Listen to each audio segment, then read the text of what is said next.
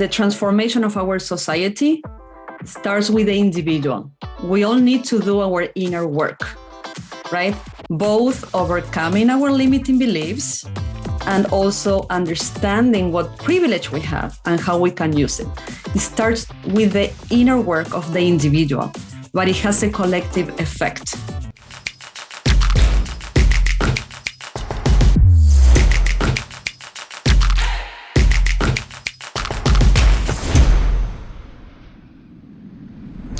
On this episode of the Creator Community, we'll meet Valeria Aloe, an Argentinian by birth, mother, lifelong learner, coach, consultant, and professional speaker.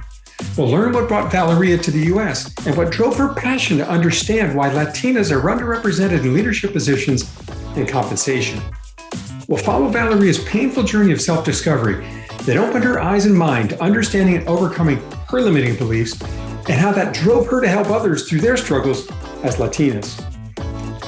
This led her to publishing her new book, Uncolonized Latinas, which provides a roadmap for so many that have not yet openly faced their struggles. Check out the show. Welcome to the third season of the Creator Community. This is a podcast series from book publisher New Degree Press, or NDP. I'm your host, John Saunders, founder of Forward Advisory Solutions. This show is designed to celebrate, elevate, and showcase many of the incredible authors that have published their books with NDP. This year, 2021, NDP will cross over 1,000 published authors. In this show, we get to know the authors and their books, as well as give you a behind-the-scenes look at their journey. We'll find out what it takes to bring a book from an idea to being available wherever you buy books online. It's no easy task. Nothing worth it ever is. But with solid structure, coaching, and community, it's very much attainable. Today, I have with me Valeria Aloe. Valeria is an expert in Hispanic success mindset. She is the founder of Abundancia Consciente, a bilingual training, speaking, coaching, and consulting platform that helps Latinx professionals and business owners in the US and Latin America overcome their inner barriers for personal and professional growth. Before launching her company, she worked for 20 plus years in business development, marketing, and finance in leading companies across 7 countries, including Procter & Gamble, Citibank, Reckitt Benckiser, PricewaterhouseCoopers, and TIAA. Aloe holds a Master of Business Administration from the Tuck School of Business at Dartmouth, degrees in Business Administration of Finance from Universidad Católica, Argentina, a Master of Spiritual Sciences, and is currently pursuing a doctorate in Spiritual Sciences, and now an author of her new book, Uncolonized Latinas. Valeria's book, Uncolonized Latinas, has a mid-December 2021 publishing date and will be available wherever you buy books online. Valeria, welcome to the show. Thank you so much for having me, John. What a pleasure. So before we get into the book, let's learn a bit more about your journey. How did you go from financial service executive working all over the world to a book author? So my author journey, first of all, I never imagined I was going to be an author and in my second language, because Spanish is my first language. And even though I've been living in the US for 20 years now, English is still my second language. So there was a level of intimidation with writing a book in my second language. But, my journey with books, I have to say, starts since I was a little child. As you said, I was born in Argentina, lived in a small rural town, and I can still remember when I used to ride my bike, going to the library to get books. I loved books. Books were my life. And because I embraced books from a very young age, with the support of my parents, I also became the first one to go to college, right? So books have been around me forever. And I have this innate passion for learning and for books. But I never, ever thought that I was going to become an author. However, I have to say that roughly a year ago, I set the intention to write a book in 2021. And I had no idea how that was going to happen. So and around January 2021, I started to write. So work in January was a little slow. So I took the time to write. And I think I wrote like 5,000 words in 3 days. And because I believe in the power of intention, right? And you can see how when your intention becomes action, the universe aligns to support you. That same day that I achieved 5,000 words, I saw a link in Facebook about this program led by Eric Koster. And I jumped in. I applied. I spoke to Eric the day after, and I started to write in February. So in 11 months, I produced an entire book. It's like a dream come true and something that really became real for me because of the community. There is no way I could have written the book outside of this amazing community and the support. So books were always a passion. Reading, I could totally see you riding your little bike to the library, right? To pick up the books and maybe strap them to something on the back to bring them all home, right? This kind of thing. And you started to write a book this past year. You took the intent and so you started writing before you even found the program. And then, as you said, the universe spoke to you and you found this thing on LinkedIn. That is incredible. When you think about your journey as a whole, where do you think this innate passion for learning came from? I mean, when you think about your educational path, and you're still going, right? Getting your doctorate. Where does this energy, this passion for learning come from, you think? My parents, definitely. My older brother, my younger brother as well. But I have to say that my father, because my father started to work at 11 because he was the main breadwinner at home. His parents, my grandparents got divorced and he couldn't go to high school, but he has been a continuous learner. Like I could see him with books all the time, right? And mostly learning about taxes and accounting topics. That was his job. And he was always taking classes and learning. So I believe that's where it's coming from, from my father. And I learned, I was, raised in that environment and I embraced that as my own passion. That's incredible. And what was it about the US? Why did you want to come to the US to start your education? I was very hesitant. Yeah. I have to say, leaving my country was not an easy decision. I have been married with my husband for 1 year, and we started to have conversations about doing an MBA together.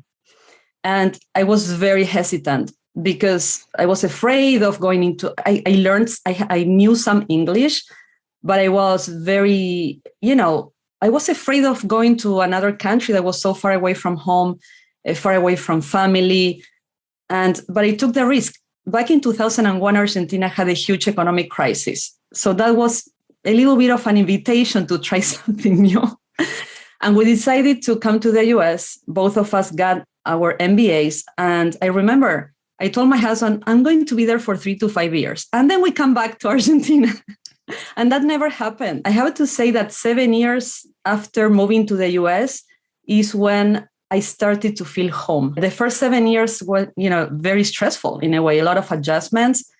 And one day I decided I want to live in the present. I want to live in the now. I want to make the best of myself being here in this amazing country. And that's when I embraced the US as a home, even before I had the citizenship or anything.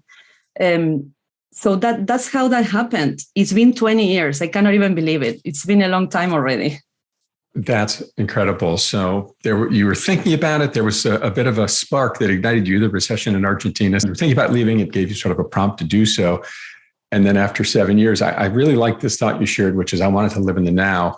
Because as someone myself who's moved a bunch of times, I've often thought about that. When am I actually going to live somewhere? Yes. Sort of be a member of that community. And I feel like that's finally happening in the DC area, which is great. But thank you for sharing that story. So Uncolonized Latinas. Valeria, what is this book about? The book is about, essentially, I have a strong belief, and I really believe that Latinas are the best kept secret in the history of the United States. And I say that because we have not fully realized our power. So the reason why I wrote the book is because I wanted to make my contribution to closing the gap. There are 2 huge gaps. Research shows this.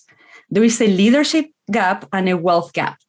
The leadership gap shows that even though Latinos are 60 million in the US, almost 20% of the population, trending to become 30% of the population in 2060, Latinas occupy less than 5% of leadership positions. It's a huge gap. So Latinas are everywhere. We are a huge number in a huge percentage of the population, but we are not in leadership positions. The second gap, the wealth gap, McKinsey has done research for a few years now that show that Latinas make roughly half of what a non-Latino white man makes for the same experience and qualifications. Half.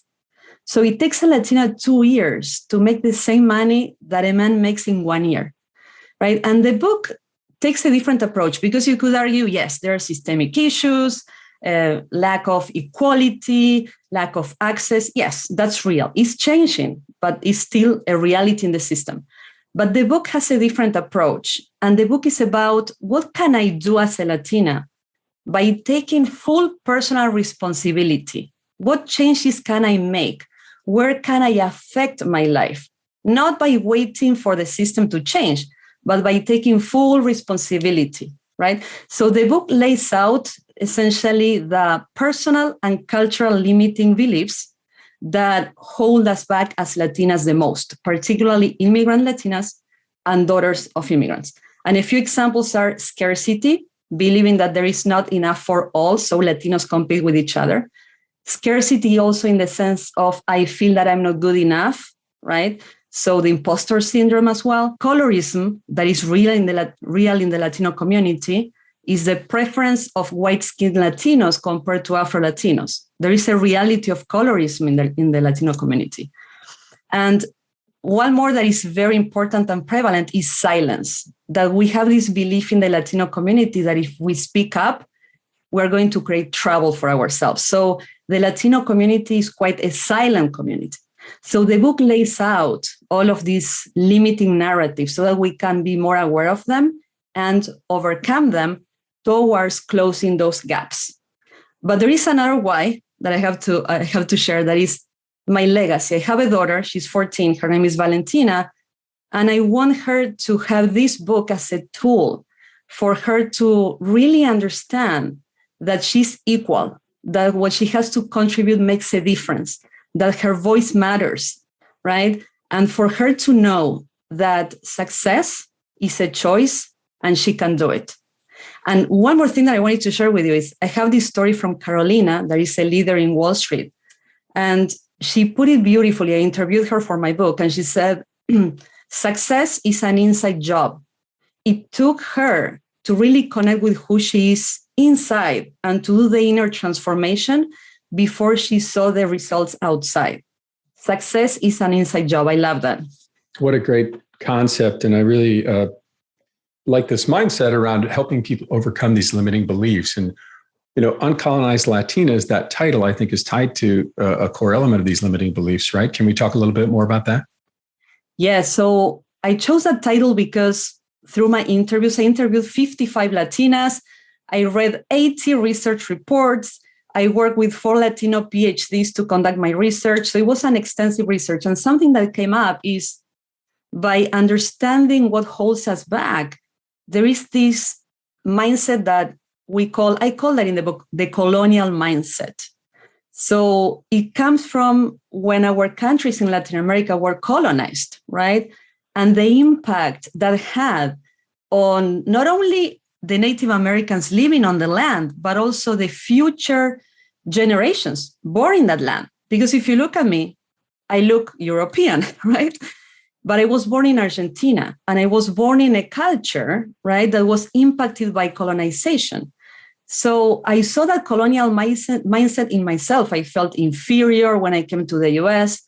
This is all in my book. When I was at Dartmouth as an MBA student, which is an amazing institution, great educational opportunity, surrounded by, students from all over the world, I felt out of place. I felt that I couldn't do it. I was afraid. I'm like, am I going to graduate? Am I going to finish this program? I'm not sure I can do this. So we limit ourselves, right? And that's all in our mind. So it's all about, and I put that in the subtitle of my book, transforming our mindsets and rising together. It starts by taking a look without fear at those limiting narratives that we have inherited from our cultures, which right now do not match with the opportunities that are opening up for us Latinas here in the US. You've got a lot of data to support the story, right? And the pay gap, the leadership gap, all of these things, so they're real, and all these limiting beliefs that you're talking about. If I'm a Latina, where do I start? If I'm feeling sort of trapped, I can't get out. This is my life. What would you tell that person to do? So the first step is to understand that it is okay not to be okay. Something that I have found in my research is that we all of us Latinas who go through this, we all believe that we are the only ones. Remember that I said, John, in the beginning, that we are a culture of silence. We don't talk to each other. I mean, we don't speak up, but we don't talk to each other about our experiences. So we believe that what we are enduring is only happening to us individually. The reality is cultural.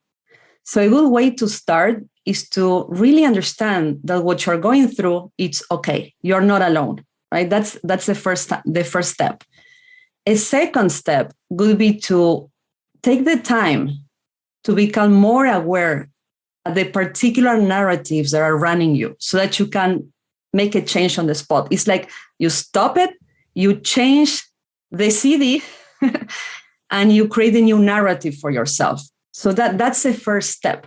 And definitely another important step that is also laid out in the book in detail as a roadmap is to take action, because I can transform my mindset. I can really run a new narrative that a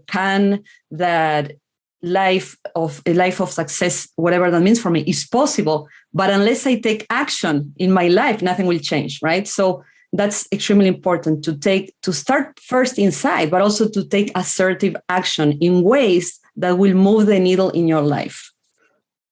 Understand you're not alone. Others are going through this challenge, and together, great power can come from that, as opposed to hiding it and taking the silent approach as you described. What a great message for folks out there. You know, when you think about Latinas and this underrepresentation in leadership in the U.S., you know, why do you think that's going on? What's the issue there? Is there something that's missing on the corporate side, or is it exclusively on the Latino side? I think it's both. When I started to write my book, I wanted the book to be for Latinas. During the pre-sale campaign, I was extremely surprised to learn that 70% of my sales went to allies. So allies showed huge interest in the book. And I asked, why? Why are you buying a book that is written for Latinas? And the answer was, because I want to help. I want to understand the culture from within. I want to understand what holds Latinas back so that I can be a better manager, so that I can help them succeed, because it's in the best interest of all. It's for the highest good. So that was a big aha moment that I had, right? It's like, it's not about just Latinas taking action. We all need to work together on this. The support of the allies is extremely important, particularly because as the Latino population becomes 30% of the US by 2060, it's a huge number. And you want that 30% to be educated, to be empowered, to be at their best self, because that will benefit the 70%, right? It's for the highest good of all. And I'm extremely happy and hopeful, right? When I saw that such a big percentage of the sales are going to allies, that gives us hope that there is this awareness in the society that we need to work together in a different way. And we have the great opportunity to understand that each culture has a different need. Latinas have been served, I would say, within the women group.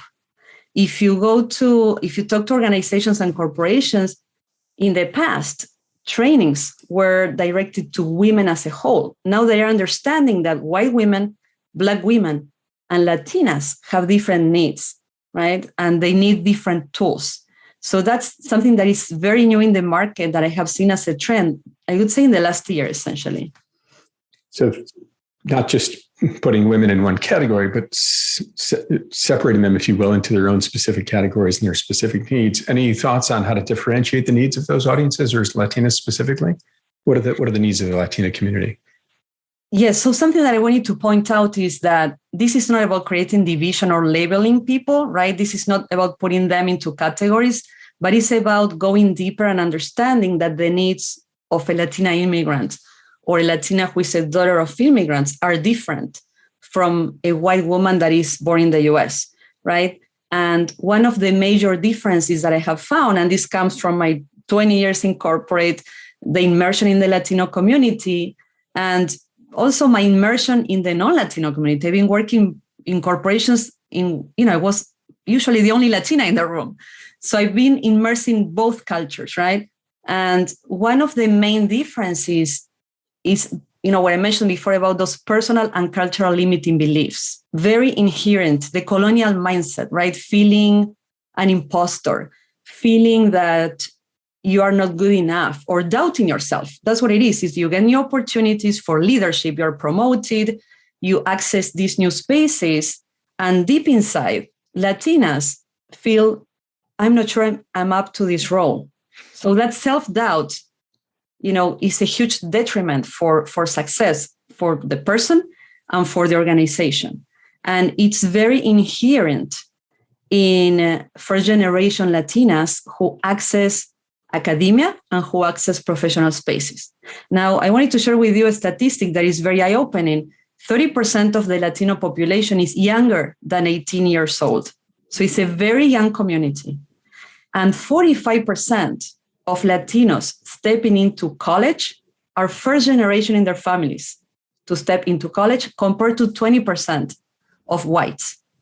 So that tells you that, as these kids step into these new spaces where, they had no one at home. And I had that experience myself, right? No one in my family had gone to college before I went. So you feel lonely. It's like, am I doing the right thing? Am I in the right place? There is a lot of self-doubt. You do not have anybody around you to ask, can you help me? Am I doing the right thing? Can you give me guidance? That's real.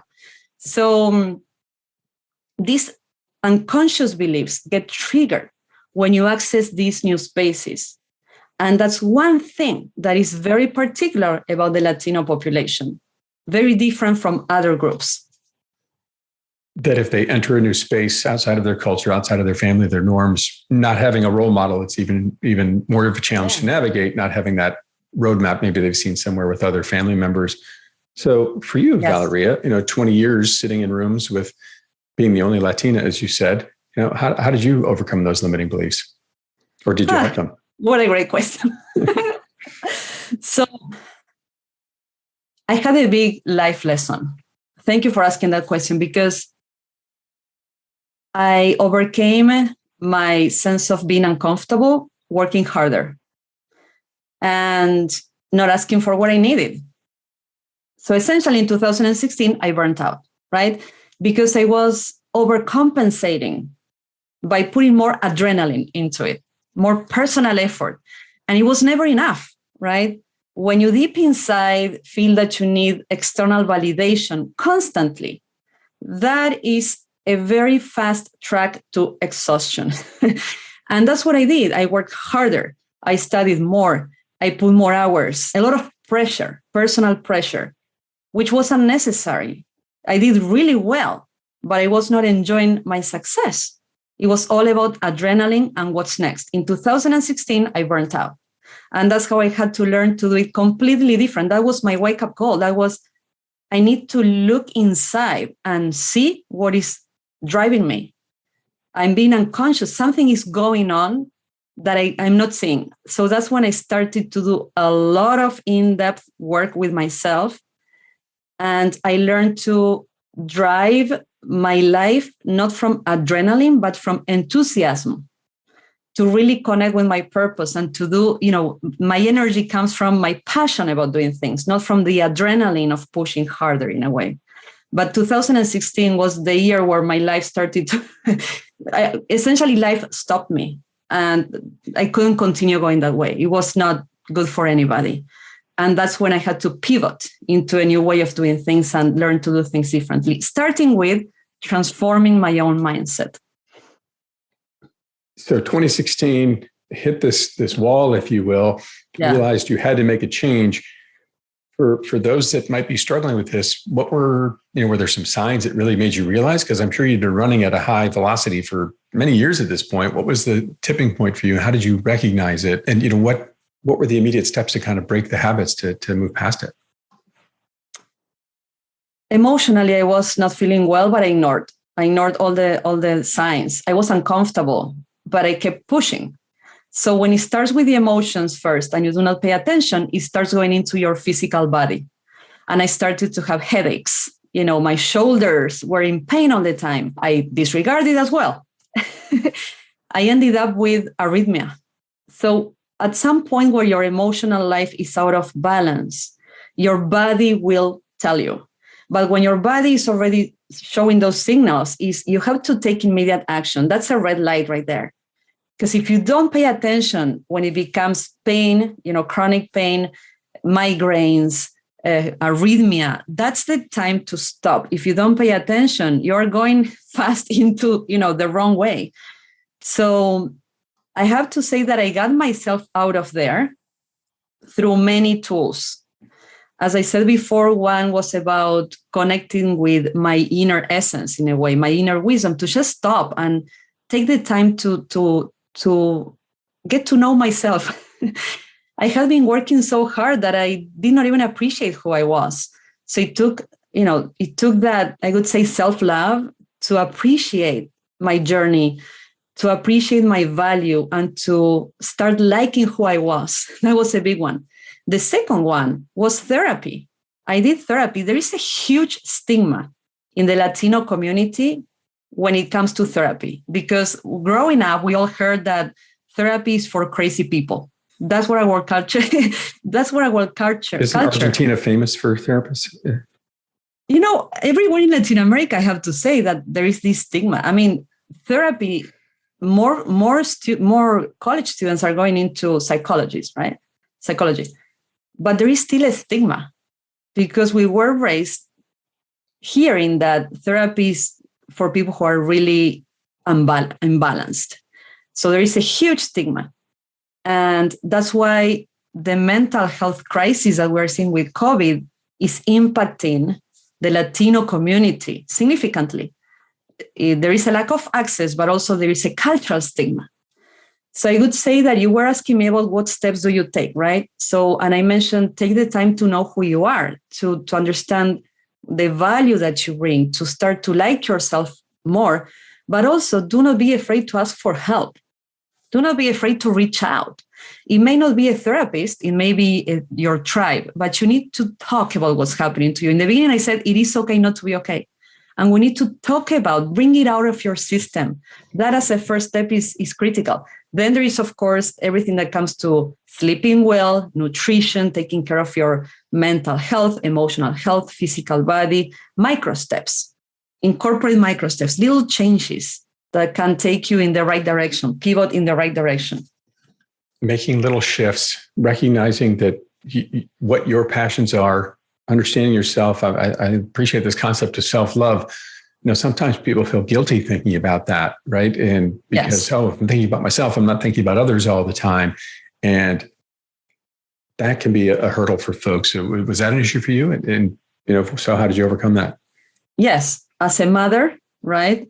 And a wife and a daughter, I put everybody else before myself.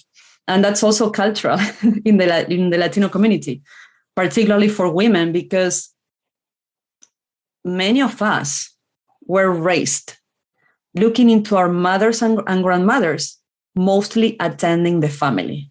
Our mothers and grandmothers did not have these professional opportunities that are opening up for us.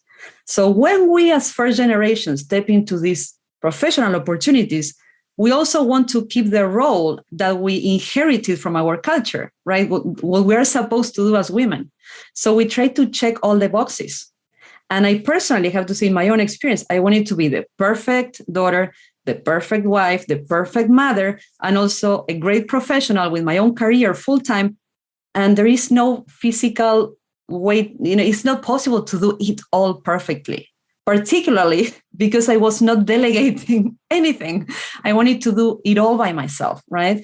And that was a huge illusion that I had to overcome, the illusion of I need to do it all and I need to check on all the boxes. So there was guilt associated with letting go. There was guilt with taking care of myself first. And I had to teach myself that it is okay to take care of myself first so that I can take care of others and do it with no guilt. And it has been a process. I have to say that since 2016, I've been very intentional about it, and that's still going on. And that's something that I also have in my book. I have the story of Arianna Huffington and how she had also a wake-up call because she was not taking care of herself. She was putting everything else first, right? And I have a few other stories from other Latinas who have done the same. It's a very cultural thing that, we believe, we think that we need to live our life for others.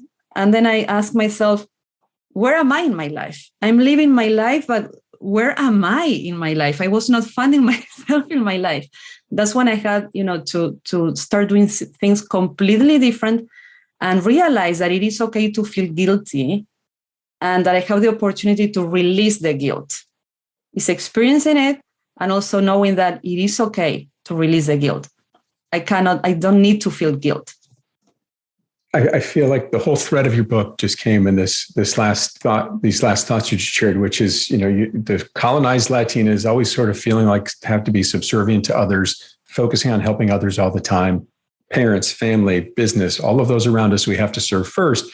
And you went through this own journey, it sounds like on your own, of self-discovery, of self-learning. Unfortunately, you had to hit a wall to get there. And I'm sorry you had to live through that, but it seems like you're much stronger and better on the other side of it. So, certainly some positives from it for you. But what an incredible journey you've gone on of discovery and finding your own way forward.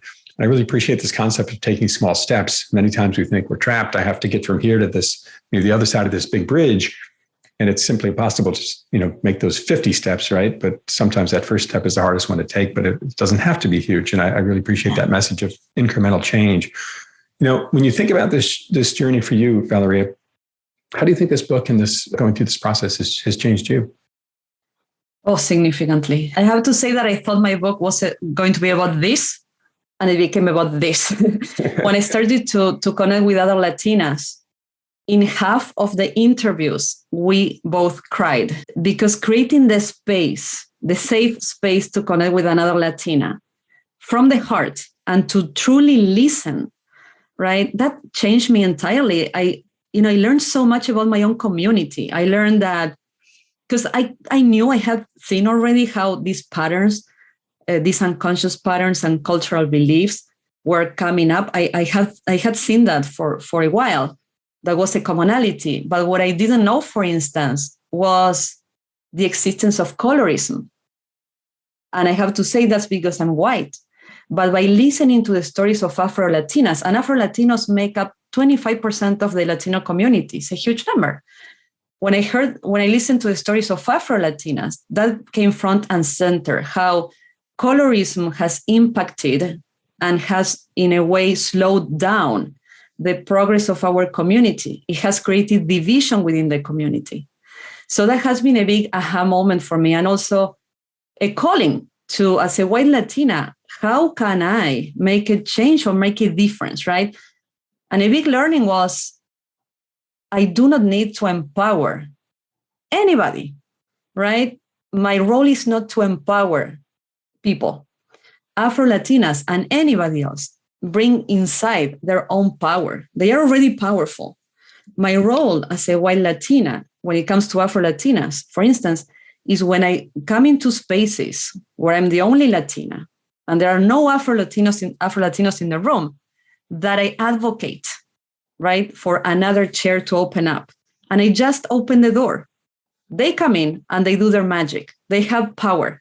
They just need the door to open. And I took that as a big learning from the book, is my personal responsibility towards my own community, right? In my day-to-day job, in those organizations where I participate. How can I bring more Latinos in the room, particularly Afro-Latinos? Even in conferences, when I go to conferences as a speaker, I ask, do you have Afro-Latinos that are represented? They must be represented. If they are not being represented, I gracefully ask for that to happen. We all must advocate for each other. And that was a big learning from my book and my personal growth experience out of it. I mean, it sounds like you've been going through some extraordinary personal growth for a number of years now, and the book really put it into high gear. I really appreciate the fact that so many people think about writing a book as this exercise of putting all this information out to the world. And in fact, I would argue, and I think the story you just shared would argue, that it's a journey of learning as well, right? You start out in one direction, and as you learn and research and have dozens of sessions with other interviewees crying and learning about their journey and going through that vulnerable painful place, it really helped change you and learn even more. And I'm sure enriched your book and your narrative even more so. But I think a key theme in there you shared, which I really appreciate, is one of the most powerful things any of us can do in the world is find a way to create an opportunity for others. And I think if we all think a bit more about that each day as we wake up, that's what really makes the world, I think, a powerful place. And I think I very much hear that in your message, and I love it. Thank you for sharing that. Thank you. When you think about your book and this whole journey for you, have there been any unexpected positive experiences you found through this journey? Many. I would say connecting with Latinas all over the US and beyond. When I started the journey of interviewing Latinas, these Latinas connected me with other Latinas. So essentially, I ended up expanding my own tribe in a way that has been a blessing. Also, I have to say that, and that's probably why we cried during the interviews, is even with people that I have known for 10 years or more, I did not know their stories. I thought I knew them, but when we started to talk about their childhood and what they went through, and some of these stories are, traumatic in a way, as an immigrant or as a child of immigrant. And these are stories I had no idea about. So I had these Latinas next to me as friends, and I had no idea about their journey, the reality, the real part, the one that they do not talk publicly about. So that touched me deeply. And that gave me a new consciousness that we all carry stories that we have not shared. And the value of when we open up and we share our stories, first of all, we can connect with each other at a deeper level. And that really opens your heart. Going back to what we said before about helping others, it becomes natural. It's not a task. It's not a checklist, a checkbox. It becomes like a passion because you're connecting with another human being at a very deep level. And that's something that I can envision when it comes to systemic bias. And I was looking into why do we have systemic bias and why do we have division essentially? And I really believe that we have racism, systemic bias, lack of equality, because we have not yet connected with the essence of the other human being. Because when you really connect with the essence at that deep level, it becomes your passion and your mission to help that person, right?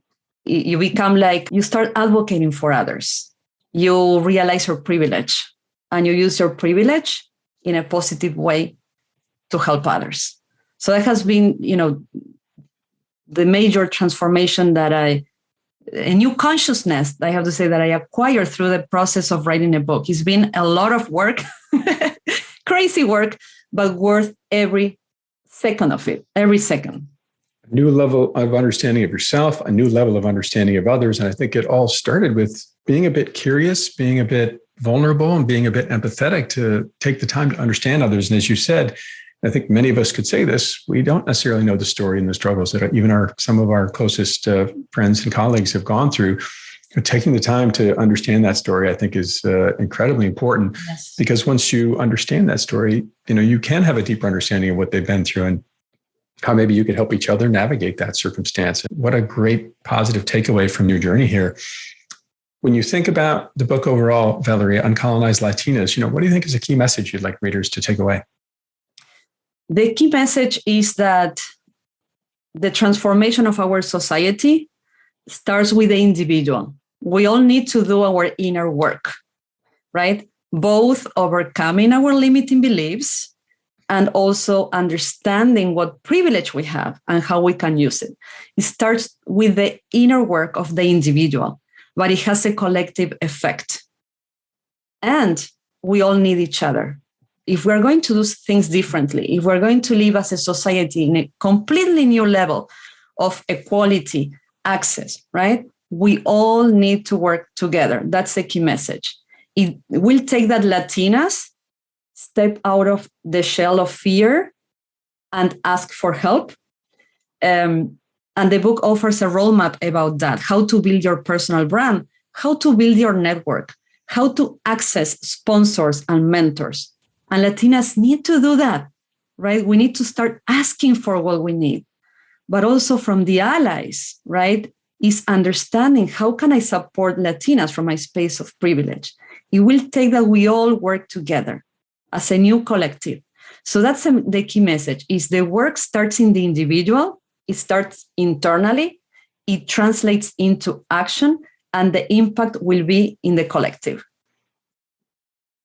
Look inside first, discover what your passion and purpose are, and don't be afraid to use your voice and be a bit vulnerable and ask for help. I know it's so hard to do many times, but that first step, when I think about my own career journey, I mean, the three incredibly powerful inflection points for me were all going to other people and asking for help and saying, hey, I'm kind of stuck here. I don't know what to do next. Yeah. And people were kind enough to give me some feedback and advice on that. And it just transformed my circumstance. But it took me going to them and saying, hey, I need help. I don't know what to do here. And what a great message to put out there, Valeria.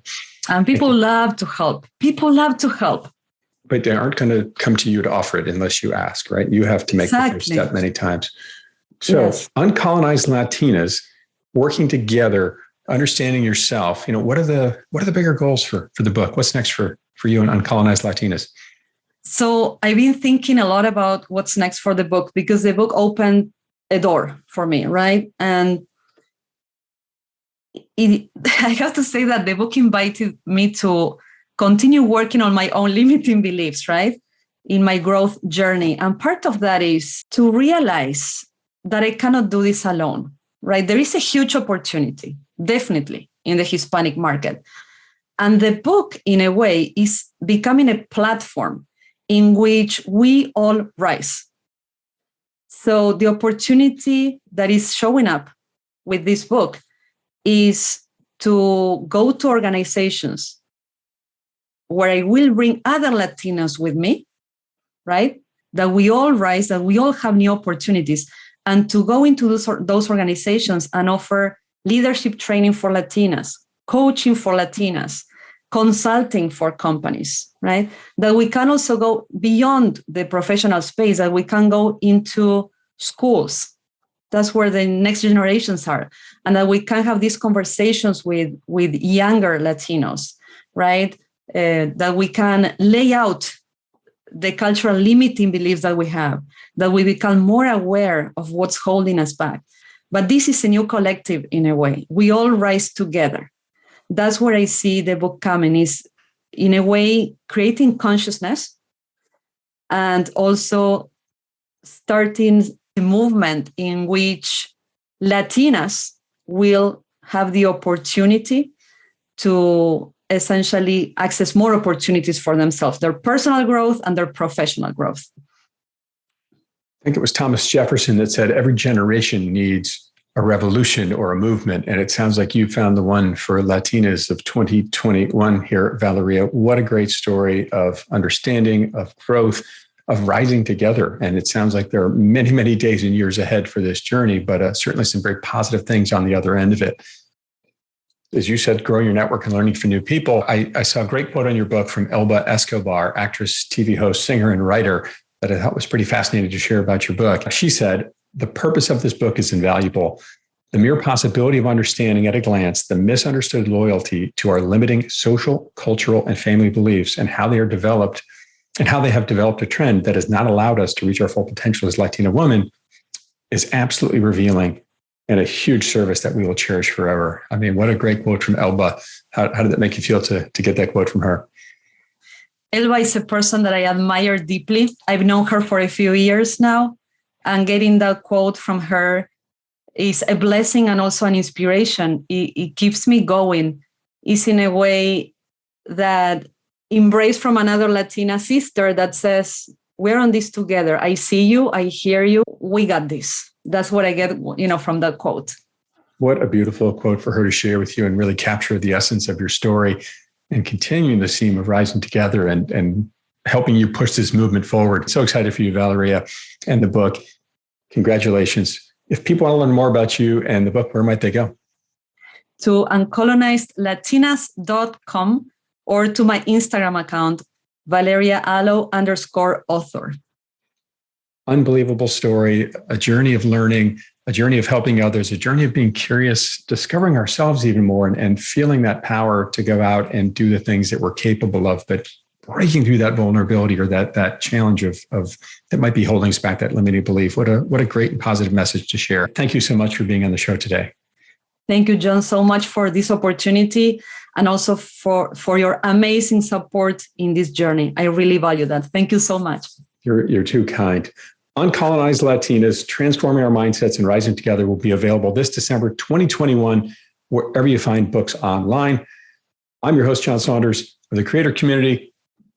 Keep moving forward.